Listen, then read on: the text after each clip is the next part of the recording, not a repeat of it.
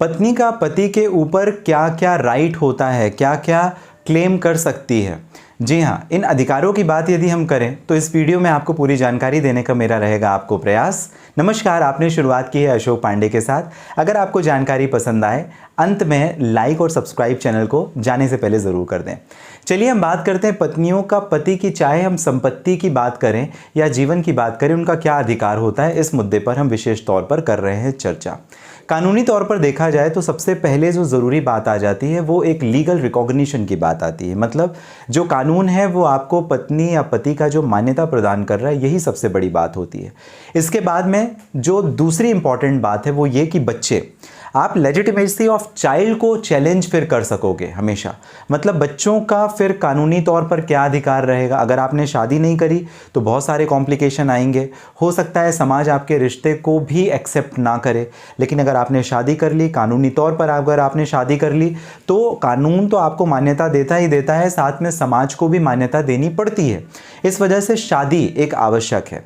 अब पत्नी का क्या क्या अधिकार बन जाता है। सबसे पहले पत्नी के बच्चों के बात कर लें। मतलब पति और पत्नी के जो भी बच्चे हुए उन बच्चों के अधिकारों की बात करें।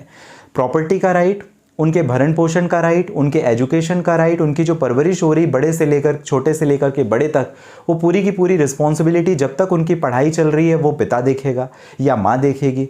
तो ये एक फंडामेंटल राइट है जो कि बाय बर्थ उनको मिल जाता है। अब पत्नी की अगर बात करें तो क्या वो पति की संपत्ति पर डायरेक्ट क्लेम कर सकती है या नहीं। कानून में ऐसा प्रावधान नहीं है। 2005 के बाद अमेंडमेंट आया जिसमें पत्नी को पहले तो ना पति की तरफ से कोई राइट मिलता था, ना पिता की तरफ से कोई राइट मिलता था, ना घर के ना घाट के। इस कंडीशन पर 2005 में जो कानून में बदलाव हुआ, पिता की संपत्ति पर जैसे लड़के को बराबरी से हक मिलता है, उसी तरह से लड़कियों को भी, बेटियों को भी बराबरी से हक दिया जाना प्रावधानित किया गया। अब जब ये कानून बन गया तो जो लड़कियां हैं वो अपने पिता की संपत्ति पर बराबरी से अधिकार रखेंगी। पिता की वो संपत्ति जो कि एंसेस्ट्रल पूर्वजों से आ रही संपत्ति है, अगर पिता की खुद की कमाई गई संपत्ति है, बनाई संपत्ति है, तो उस पर लड़कियों का कोई अधिकार है क्या। अगर पिता देना चाहें तो पूरा दे दें, नहीं देना चाहें तो नहीं दें। लेकिन उनकी अगर डेथ हो जाती है और उन्होंने किसी वसीयत को नहीं बनाया या कोई गिफ्ट डीड एग्जीक्यूट नहीं करी है, तो दानपत्र नहीं बना या कोई वसीयत नहीं बनाई, उस कंडीशन पर अगर लड़के को हक मिल रहा है पिता की संपत्ति जो उनकी खुद की बनाई संपत्ति है उस पर, मान लेते पिता का एक घर है तो उस लड़के का जितना भाग बनता है उतना ही लड़की का भी भाग बनेगा। अब पति की संपत्ति पर क्या, जीते जी तो नहीं, वो एलिमनी और मेंटेनेंस राइट क्लेम कर सकती है, यानी भरण पोषण से संबंधित सारे के सारे अधिकारों को क्लेम कर सकती है।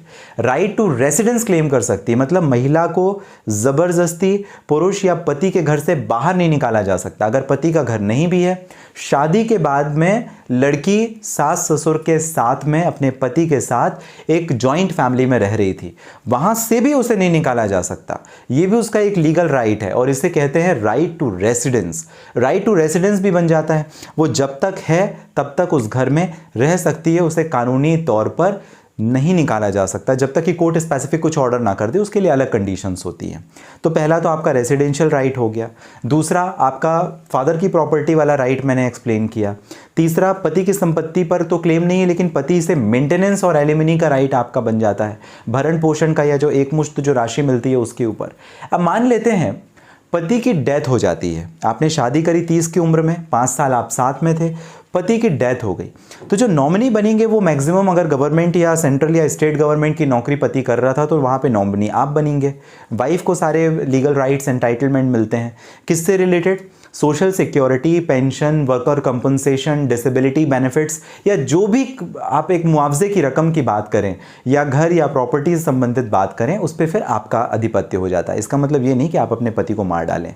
इसका मतलब ये है कि अगर नेचुरल डेथ कोर्स हो जाती है तो उस कंडीशन पर आपका लीगल एंटाइटलमेंट बनता है, आपके बच्चों का टाइटल उस पर बनता है।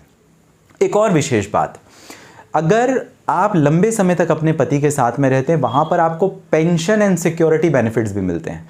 आपका पति अगर सेंट्रल या स्टेट गवर्नमेंट की जॉब कर रहा था, उस कंडीशन पर उसके ना रहने के बाद में भी गवर्नमेंट आपको ये पेंशन एंड सिक्योरिटी बेनिफिट्स देती है।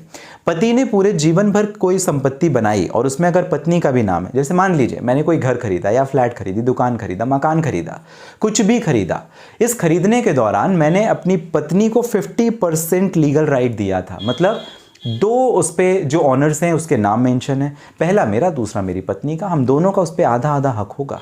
तो इस कंडीशन पर भी यदि देखा जाए पति और पत्नी साथ रहते हैं, कोई ऐसी जॉइंट प्रॉपर्टी जहां पर पत्नी और पति के नाम पर एक संपत्ति बनाई गई है, अगर कल को जाकर के डिस्प्यूट होता है तो दोनों के बाद बीच में जो प्रॉपर्टी है वो डिवाइड होगी। तो इस तरीके से मेंटेनेंस का, एलिमनी का, इनहेरेंट्स ऑफ प्रॉपर्टी का राइट, सोशल सिक्योरिटी राइट, उसके बाद में पेंशन या वर्कर कॉम्पनसेशन या डिसेबिलिटी बेनिफिट्स, ये सारे लीगल अधिकार होते हैं।